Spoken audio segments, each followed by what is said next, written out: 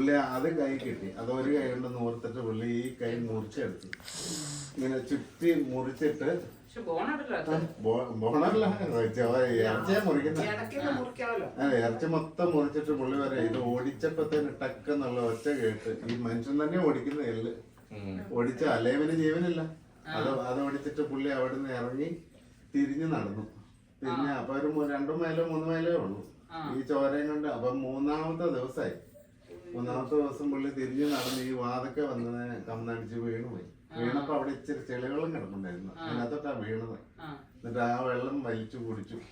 അപ്പത്തേനും ഒരു അപ്പൂപ്പനും അമ്മൂമ്മയും ഇങ്ങനെ നടക്കാനായിട്ട് പോയപ്പോ ഈ കേവ് കണ്ട് ഇതിനകത്ത് ആൾക്കാരിങ്ങനെ പോവും, നടക്കാൻ പോകുന്നതാണല്ലോ. അപ്പൊ അവരിന്ന് എന്റെ വാതിക്കൽ ഒരാള് കിടക്കുന്നു. അവര് പഠിച്ചെന്ന് എടുത്ത് അതിനെ പിന്നെ എമർജൻസിനെ വിളിച്ചു. അവിടുന്ന് ഫോൺ കിട്ടും വാതക്കല്ലേ. അവര് വന്ന് അതിനെ പൊക്കെ എടുത്ത് ആശുപത്രി കൊണ്ടുപോയിട്ട് കഴിഞ്ഞപ്പോഴേ പുള്ളി കഥ പറയുന്നു ഇങ്ങനെ. അത് സിനിമയായി, ഭയങ്കര ഫേമസ് മൂവിയായി. അപ്പൊ അതായത് ആ മനുഷ്യൻ പറയാ ഇത് ഈ കൈ, എന്നിട്ട് പുള്ളി ഇതിന്റെ ഓരോ ടോപ്പിന് പോയി ഓരോ യൂണിവേഴ്സിറ്റികളിലൊക്കെ. എന്നിട്ട് പുള്ളി പറയാ ഈ കൈ മാത്രമേ എനിക്ക് പോയുള്ളൂ അന്ന്.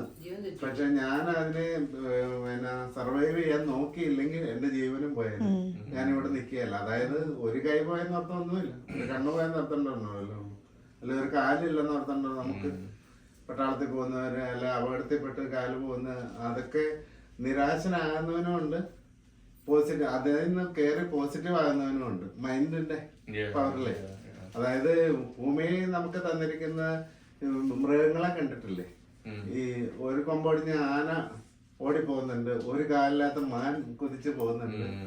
അതാ നമ്മൾ പഠിക്കേണ്ടത്. അതും മരിക്കുന്നിടം വരെ ആവുമ്പോ ആയുവാ. അതിനൊരു ഭംഗിയുണ്ട്. അതേസമയം അത് അവിടെ കിടന്ന് പഠിക്കുകയാണ് അതിനുണ്ടോ നമ്മളിങ്ങനെ നോക്കിട്ട് ചാകാൻ തുടങ്ങുക അങ്ങനെയല്ല. നമുക്കൊരു നിരാശയാണ്. മറ്റേതിനെ കാണുമ്പോ നമുക്കൊരു ഇൻസ്പിറേഷൻ ആവുന്നുണ്ട്. അവനൊരു 3 കാലമാകുമ്പോ ആയിരുന്നുണ്ട്. അതാ ജീവിതത്തിൽ വേണ്ടത് നമ്മള് പഠിക്കുക. പിന്നെ ഒരു ഇങ്ങനെ നോക്കുമ്പം പലരെയും കാണുമ്പോ, അതുകൊണ്ടാണ് ഞാൻ ഇവരോടൊക്കെ പറയുന്നത്. നമ്മള് പള്ളിയിലൊക്കെ ചെന്ന് കഴിയുമ്പോൾ എല്ലാവരും ഇപ്പൊ ബെൻലിയുടെ കാര്യം അല്ലെ റോൾസ് റോയ്സിന്റെ ചിലരുടെ കണ്ണിൽ അതാ പെടുന്നത്. പെട്ടെന്ന് പണത്തിന്റെ അല്ല നല്ല ഷൂസ് ഇട്ടു, നല്ല ബാഗ് പിടിച്ചു, ഇതെല്ലാം ആൾക്കാരുടെ കണ്ണിൽ പെടുന്നു. അല്ലെ വലിയ മില്ലിന്റെ കല്യാണം നടന്നു, ചെറുക്കന്റെ ഉടുപ്പ് ഇന്നതായിരുന്നു, അതൊക്കെ ചിലരുടെ കണ്ണിൽ ഇങ്ങനെ പെടും. നമുക്കിതൊന്നും പെടുന്നില്ല. നമ്മളിങ്ങനെ നോക്കുമ്പോ ഒരാവശ്യമുള്ള ഒരു മനുഷ്യൻ അവിടെ നിൽക്കുന്നതായിരിക്കും നമ്മുടെ കണ്ണിൽ പെടുന്നത്. അതിങ്ങനെ മാറി നിൽക്കും, ഇങ്ങനെ മാറി നിൽക്കുമ്പോ അയാൾക്ക് എന്തോ ഒരു ആവശ്യം കാണും. അപ്പൊ നമ്മുടെ അടുത്തോട്ട് വരുവോ അല്ല നമ്മളങ്ങ് ചെന്നാൽ മതി. അന്നേരം പുള്ളി പറയും ഇങ്ങനെ ഞാനിങ്ങനെ ഈ വെള്ളത്തിനിടയ്ക്ക് ആരും കാണുന്നില്ല.